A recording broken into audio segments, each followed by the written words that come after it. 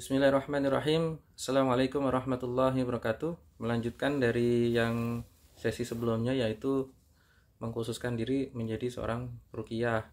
Lalu ada upah ruqyah. Kali ini kita ngebahas bolehkah upah ruqyah. Semua ulama sepakat dengan beberapa hadis yang membolehkan, halal ya, halal untuk menerima upah ruqyah. Jadi kisahnya itu Abu Sa'id Al-Khudri, sahabat Nabi, mengobati seseorang yang terkena penyakit sengatan kalajengking, lalu diruqyah dengan Al-Fatihah, lalu mendapatkan imbalan makanan dan beberapa ekor kambing dan sebagainya ya. Detailnya saya lupa, nanti ada hadisnya. Lalu karena takut khawatir ini boleh atau tidak, langsung menjumpai Rasulullah Shallallahu Alaihi Wasallam ya. Jadi kala itu kenapa para sahabat itu banyak ahli surga, karena setiap ada permasalahan tinggal nanya aja ke Rasulullah. Kalau itu nggak boleh tinggalkan, kalau boleh ambil. Nggak enak kan, jadi selamat gitu ya. Nah, datanglah ke Rasulullah SAW lalu bertanya, boleh nggak Rasulullah? Maka Rasulullah SAW mengatakan boleh, bahkan bercanda dengan Abu Sa'id Al-Khudri, mengatakan mana bagianku gitu ya, aku minta juga gitu. Itu mengatakan bahwa Rasulullah aja minta bagiannya, seakan-akan ya berarti itu nggak apa-apa, halal ya kalau Rasulullah aja mau untuk menerima beberapa bagian dari yang dia terima upah ruqyahnya itu. Jadi upah ruqyah diperbolehkan. Lalu bagaimana dengan mentarif ya, peruqyah yang mentarif, membuat klinik lalu mentarif ini, memang terjadi perbedaan pendapat di antara ulama mengenai tarif dalam ruqyah syariah. Ya, saya melihatnya secara lapangan aja, kondisi real ya. Kondisi real kalau seseorang bikin klinik ruqyah, kalau dia bikin klinik ruqyah di pinggir jalan, maka ada biaya di situ.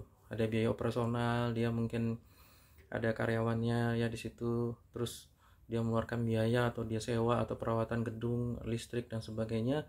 Sehingga kalau dia tidak ada tarif, maka nanti biaya operasional tidak tertutupi. Mungkin di situ pertimbangannya ya, pertimbangannya. Itu sebabnya saya sampai saat ini tidak bikin klinik ya. Namun peruqyah yang mentarif dan peruqyah yang tidak mentarif jangan saling menghujat satu sama lain ya. Insya Allah innamal a'malu binniyat, maka kuatkanlah niat saudaraku semua. Niatnya berdakwah kepada Allah, niatnya mencerdaskan umat, menyelamatkan umat dari kesyirikan, dan niatnya membimbing umat Islam ini mendapati pengobatan yang sesuai dengan sunnahnya Rasulullah Shallallahu Alaihi Wasallam. Maka antara mentarif dan tidak mentarif ini pilihan bagi peruqyah. Monggo silakan.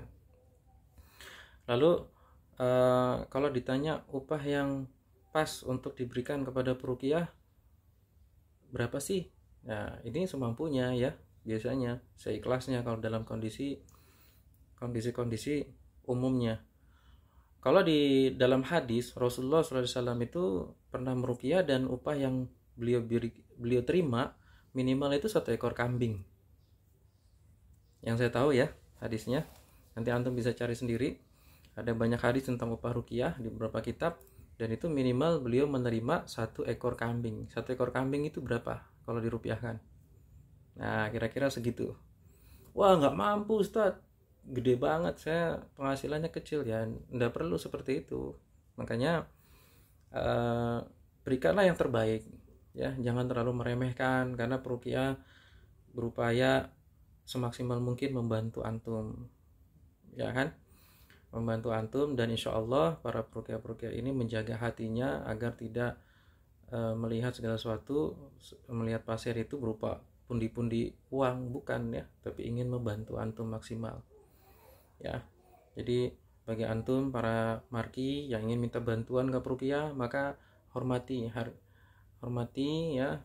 Jangan antum sebenarnya mampu memberikan lebih, tapi antum ngasih seadanya aja gitu ya. Datang ke rumah nggak dikasih makan, cuman sekedar udah ruqyah air putih aja terus pulang gitu kan, kasihan gitu ya. Nah, salah ada yang seperti itu. Hargai, hormati, sama-sama mencari keberkahan Allah semata ya. Namun kalau tidak mampunya cuman ngasihnya 50.000 misalnya, ya nggak apa-apa, itu mampunya antum, karena yang tahu kan diri antum dan Allah gitu ya. Nah, terbanyak itu, maka insya Allah sebaiknya itu, maka insya Allah itulah yang terbaik, gitu aja. Dan bagi para peruqyah termasuk diri saya, maka nasihat untuk diri saya dan juga teman-teman peruqyah, kita jaga niat. Dan ini memang berat bagi kita, beratnya kita ini kalau beli kitab butuh uang. Kita mau belajar lagi, beli kitab butuh uang, dan kadang kitabnya harganya kalau yang tebel-tebel mahal-mahal ya, 100.000, 200.000 gitu. Terus juga kalau kita ikut daurah bayarnya jutaan, ada yang 1 juta, 2 juta ikut daurah dengan C. Ya itulah dilemanya kita sebagai peruqyah. Kalau ingin belajar kita butuh uang, kita beli kitab butuh uang. Nah tapi ketika meruqyah memang sebaik-baiknya untuk saat ini jaga hatinya agar ikhlas karena Allah.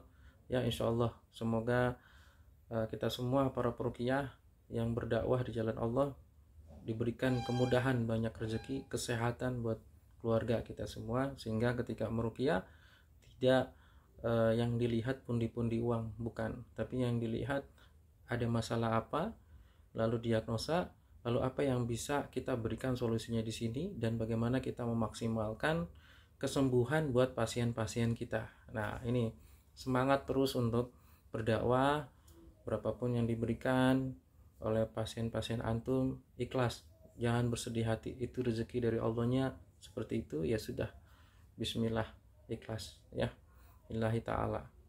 Insya Allah nanti Allah berikan jalan yang terbaik untuk kita semua. Baik Bapak Ibu yang dirahmati Allah, udah cukup lama ya, 6 menit. Barakallahu fiik. Assalamualaikum warahmatullahi wabarakatuh.